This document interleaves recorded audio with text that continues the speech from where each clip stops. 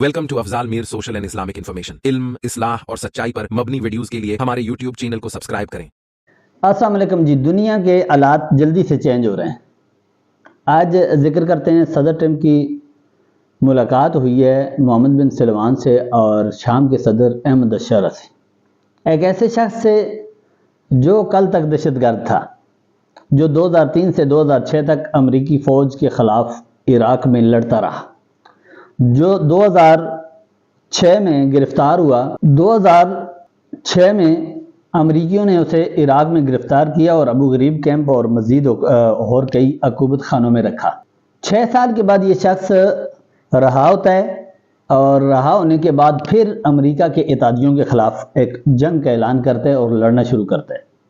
2016 में अमेरिका को लगा कि यह बहुत बड़ा दहशतगर्द है, उसने उसको आलमी दहशतगर्द डिक्लेयर कर दिया। और फिर क्या हुआ कि 2020 में अमेरिका ने इसी शख्स जो आज का सदर, शाम का सदर अहमद अशरा है, जिससे अमेरिकी सदर हाथ मिलाता है, मुसाफा करता है, मिलता है, मुलाकात करता है और एक तवील मुलाकात करता है, उसी शख्स के सर की कीमत 2020 में $10 मिलियन रखता है अमेरिका के। जो शख्स इसके बारे में मालूमात फराम करेगा या इसको पकड़ाएगा, उसको $10 मिलियन दिए जाएंगे। अजीब निज़ाम है दुनिया का। कल तक का दहशतगर्द आज का सदर है और उससे मुलाकात भी हो रही है। कल तक के दुश्मन आज के दोस्त बनते जा रहे हैं और कल तक के एक दूसरे के मुखालिफ आज एक दूसरे के मुतामन हैं।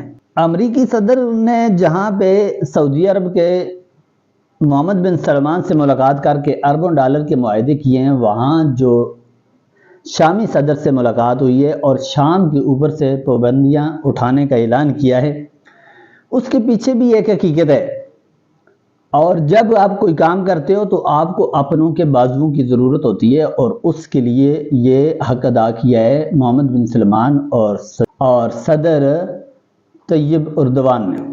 जब मुलाकात हो रही थी मोहम्मद बिन सलमान के बगल में बैठ के अमरीकी सदर और शामी सदर की, तो उस वक्त तुर्किया के सदर ने अमरीकी सदर को फ़ोन करके इस पे कायल किया।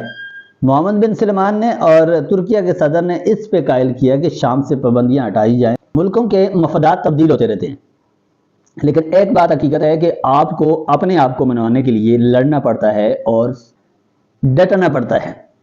भीख मांगने से या किसी का तरला कर लेने से या किसी की खुशामद करने से आप कभी भी अपना मकाम नहीं हासिल कर सकते। आपको अपना मकाम हासिल करने के लिए एक जदोजहद करनी पड़ती है और एक जंग लड़नी पड़ती है, जो कि अहमद अशरा शाम के मौजूदा सदर ने एक तवील जंग लड़ी है। उसने एक ऐसे फिरौन शख्स के ख़िलाफ़ जंग लड़ी है। अलकायदा से तल्लुक़ तो उसने 2016 से तोड़ लिया था, लेकिन उसने एक अपनी जमात कायम की और शाम में एक ऐसी जदोजहद की है, एक ऐसे शख्स के ख़िलाफ़ जदोजहद की है कि जिसने अपने महल में और उसके तहखानों में इस तरह सोना जमा करके रखा हुआ था कि शायद कि उसने कभी मरना ही नहीं है। और वो ये समझता था कि मैं इस इलाके का वाहिद बंदा हूँ और वाहिद इंसान हूँ कि जिसने जो चाहे कर सकता हूँ। उसने बेशुमार जुल्म ढाए लोगों पर, लोगों की ज़िंदगियाँ अजीरन की, लोगों की नस्ल कुशी की और मसाजिद को गैर आबाद किया।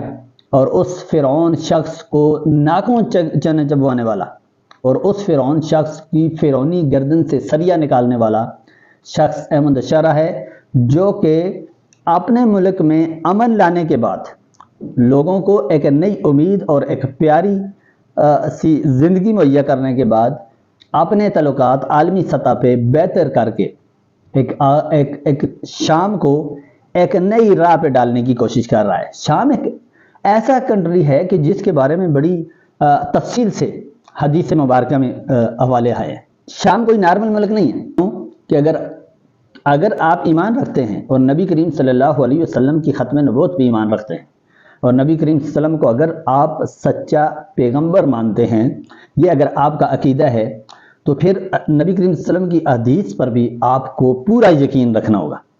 और हदीस शरीफ में आता है जिसका मफहूम है, और तिरमिज़ी शरीफ में 3954 नंबर पर यह हदीस आती है حضرت زید بن ثابت رضی اللہ تعالیٰ عنہ نبی کریم صلی اللہ علیہ وسلم کے ارشاد نقل کرتے ہیں، نبی کریم صلی اللہ علیہ وسلم نے فرمایا شام کے لیے خوشخبری ہو، شام کے لیے خوشخبری ہو، شام کے لیے خوشخبری ہو۔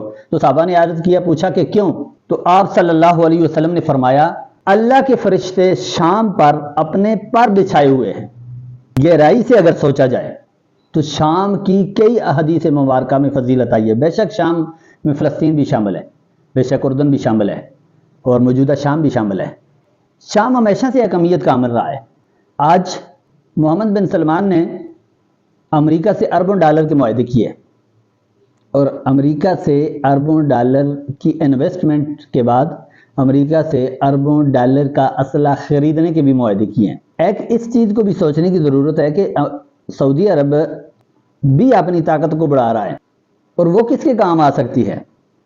سوچنے کی بات یہ ہے، چونکہ کوئی بھی شخص جو معاہدہ کر رہا ہوتا ہے یا جو چیز کر رہا ہوتا ہے وہ اس کے لیے ہمیشہ اس کی حکومت نہیں ہوتی، یہ اللہ کا نظام ہے، اور اللہ جسے چاہے اس سے چھین بھی لیتا ہے اور جسے چاہے اسے دے بھی دیتا ہے۔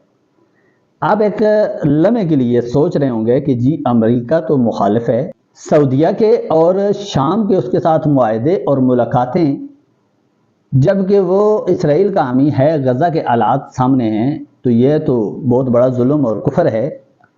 لیکن آپ اس میری ایک چھوٹی سی مثال پہ غور کرنا، وقت کے ساتھ کیا کرتا ہے اور کیا ہوتا ہے یہ میرا اللہ جانتا ہے۔ کہ ایک ویڈیو میں آپ نے دیکھا ہوگا کہ ایک بچہ ہوتا ہے، اس کے اوپر ایک کتا حملہ کر دیتا ہے، اور کتا جب حملہ کرتا ہے اور اس کو زخمی کرنے لگتا ہے تو ایک بلی کہیں سے آتی ہے اور چپٹتی ہے کتے کے اوپر، اور کتے کو اپنے چھوٹے چھوٹے پنجے مار کے اور کتے کو ڈرا کے بچے سے دور کرتی ہے۔ جیسے ہی بچہ چھوٹتا ہے اور بچہ بھاگتا ہے سائڈ پہ، تو بلی بھی بھاگ جاتی ہے۔ یعنی کہ اللہ جب کسی سے کام لینا چاہتا ہے تو وہ ظالم کو روکنے کے لیے کسی دوسرے ظالم سے بھی کام لے سکتا ہے، اور جب اللہ کام لینا چاہتا ہے تو کسی سے بھی لے سکتا ہے، کسی بھی انداز میں لے سکتا ہے۔ آپ نے اس ملاقات کے زاویے کو صرف نیگیٹو سوچنے کے بجائے اس بات پہ بھی سوچنا ہے، فوکس کرنا ہے کہ مستقبل کس طرف جا رہا ہے، آنے والے حالات کیا بتا رہے ہیں۔ دنیا بڑی جلدی سے چینج ہو رہی ہے، بدل رہی ہے، سچویشن چینج ہو رہی ہے، دنیا کے مفادات چینج ہو رہے ہیں، حالات چینج ہو رہے ہیں۔ عرب میں جو آنے والے وقت ہے اس میں شام بڑی اہمیت کا عمل ہے۔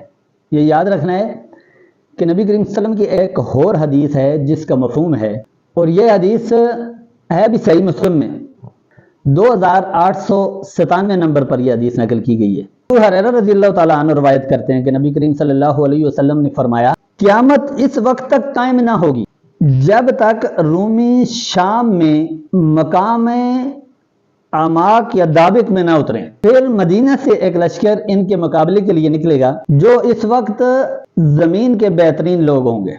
یہ سعودی عرب جو اربوں ڈالر کا اسلحہ خرید رہا ہے، لا رہا ہے، جمع کر رہا ہے، یہ کام کس کے آئے گا یہ میرا اللہ جانتا ہے۔ شام کے صدر نے اگر شام کو سٹیبل کر لیا اور شام کو ایک نئی راہ پہ گامزن کر لیا اور شام کو اگر مضبوط کر لیا تو آنے والا وقت احادیث مبارکہ کی روشنی میں شام ایک مرکز ہوگا آنے والے وقت میں، اور شام ایک خاص اہمیت اور کردار کا حامل ہوگا۔ ایک اور حدیث شریف میں آتا ہے جس میں 3 چیزیں ذکر کی گئی ہیں، اور یہ حدیث ابو داؤد شریف میں 2483 نمبر پر ذکر کی گئی ہے۔ نبی کریم صلی اللہ علیہ وسلم نے ارشاد فرمایا جس کا مفہوم ہے کہ تم ان قریب 3 قسم کے لشکر بنو گے، شام میں، ایک یمن میں اور ایک عراق میں۔ میرے ذاتی تجزیے کے مطابق شام کا لشکر تو وضع ہوتا چلا جا رہا ہے، اور یمن کا بھی ہو گیا ہے کہ آپ نے موجودہ دور میں جو یمن کی اور اسرائیل کی لڑائی ہے، اور جو اس کی بندرگاہوں پہ امریکہ کے یا اسرائیل کے حملے ہیں جو مختلف ہیں، اس میں آپ نے ایک جھلک آپ نے دیکھ لی ہے کہ یمن کا لشکر کیسے بنے گا، اور جو عراق کا لشکر ہے اس کے بارے میں وقت بتائے گا کہ وہ کیا کروٹ لیتا ہے، کس سے مت جاتا ہے۔ عراق کے حالات ابھی کافی مجہول ہیں، ان کے بارے میں کوئی فیصلہ نہیں کیا جا سکتا۔ عبداللہ بن حوالہ نے کہا کہ یا رسول اللہ صلی اللہ علیہ وسلم، اگر میں ایسے زمانے کو پالوں تو میں کیا کروں؟ یعنی کہ انہوں نے سوال یہ کیا کہ اگر ایسے زمانے کو میں پالوں، مجھے مل جائے وہ زمانہ کہ جب یہ 3 لشکر بنے گئے، ایک شام میں، ایک یمن میں اور ایک عراق میں، تو مجھے کیا کرنا چاہیے، کس لشکر میں شامل ہونا چاہیے، کہاں پہ ٹھہراؤ کرنا چاہیے؟ مفہوم یہ ہے، مقصد یہ ہے ان کے پوچھنے کا۔ تو نبی کریم صلی اللہ علیہ وسلم نے ارشاد فرمایا کہ تم شام میں رہنا، کیونکہ یہ اللہ کی پسندیدہ زمین ہے اور وہ اپنے بہترین بندوں کو اس میں جمع کرتا ہے۔ لیکن ہم لوگوں نے کان بند کیے ہوئے ہیں شام کے حوالے سے۔ عرب دنیا میں اگر کوئی حمیت کا عمل ملک ہے تو وہ شام ہے، اور شام کی جنگ ہو، شام کا امن ہو، شام کی بات ہو، یا شام کے حوالے سے کوئی بھی چیز ہو، اس پہ گہری نظر رکھنے کی ضرورت ہے۔ آخری زمانہ میں بھی اگر وہ قریب ہے، اگر دجال نکلنے کے قریب ہے، امام مہدی علیہ السلام کا اگر ظہور قریب ہے، تو پھر یہ حدیث بھی بڑی اہمیت کی عمل ہے، جو کہ صحیح مسلم میں 2937 نمبر پر آئی ہے، جس کا مفہوم ہے کہ نبی کریم صلی اللہ علیہ وسلم نے ارشاد فرمایا اور دجال کے فتنے کا ذکر کرتے ہوئے فرمایا، اور اسی دوران یہ فرمایا کہ اللہ تعالیٰ عیسیٰ ابن مریم کو بھیجے گا اور وہ دمشق کے مشرق کی جانب فید مینار کے پاس اتریں گے۔